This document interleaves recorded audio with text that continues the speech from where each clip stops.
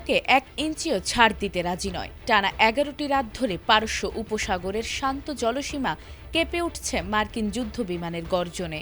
মার্কিন president Donald ট্রাম্পের সরাসরি নির্দেশে একের পর এক মার্কিন বোমারু বিমান যেন আকাশ থেকে আগুন বৃষ্টি করছে ইরানের সামরিক হৃৎপিণ্ডে। তেহরান থেকে শুরু করে কৌশলগত কেশম দ্বীপ সবখানেই এখন কেবলই ধ্বংসযজ্ঞের চিহ্ন। কিন্তু এই বিধ্বংসী ঝড়ের মুখে দাঁড়িয়েও কি নুয়ে পড়েছে ইরান? না। সিংহ যেভাবে খাঁচায় বন্দী হয়েও গর্জন ছাড়ে, ঠিক তেমনি মার্কিন আগ্রাসনের মুখে বুক চিতিয়ে দাঁড়িয়েছে পারস্যের এই পরাশক্তি।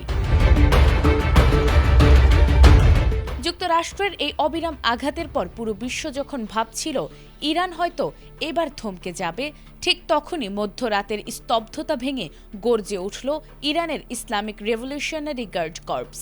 দাউ দাউ করে জ্বলে ওঠা ক্ষোভের আগুন এবার ছড়িয়ে পড়ল পুরো মধ্যপ্রাচ্যে।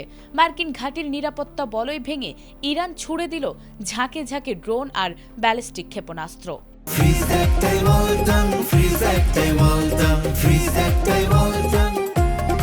কুয়েত, বাহরাইন কিংবা জর্ডান, কোথাও যেন নিরাপদ নয় মার্কিন সেনারা। জর্ডানের আকাবা বিমানবন্দর থেকে শুরু করে সিরিয়ার আল-তানফ ঘাঁটি, ইরান ড্রোনের নিখুঁত নিশানায় মুহূর্তেই ছারখার হয়ে গেছে মার্কিন সামরিক আস্তানা। পেন্টাগন স্বীকার করতে বাধ্য হয়েছে, পারস্যের এই অগ্নিঝড়ে ইতোমধ্যে প্রাণ হারিয়েছেন 3 মার্কিন সেনা, রক্তে রঞ্জিত হয়েছেন শতাধিক। গত 3 মাসে ইরান হরমুজ প্রণালীতে 30টির বেশি জাহাজে হামলা করায় মার্কিন বাহিনী। চলমান এই সংঘাতে যুক্তরাষ্ট্রের যুদ্ধব্যয় দাঁড়িয়েছে প্রায় 37.5 বিলিয়ন ডলারে। যদিও মার্কিন সহায়তায় প্রায় 900টি জাহাজ ও 45 কোটি ব্যারেল তেল নিয়ে প্রণালীটি এখনও সচল রয়েছে। হরমুজ প্রণালীর বুক চিরে এখনও বাণিজ্যিক জাহাজগুলো চলছে এক বুক আতঙ্ক নিয়ে।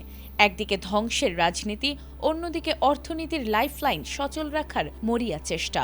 এই আগুনের খেলা কোথায় গিয়ে থামবে তা কেউ জানে না। তবে এটুকু নিশ্চিত, মধ্যপ্রাচ্যের আকাশ থেকে যুদ্ধের এই কালো মেঘ সহজে সরছে না। নাজমুন নাহার জান্নাত, এটিএন বাংলা।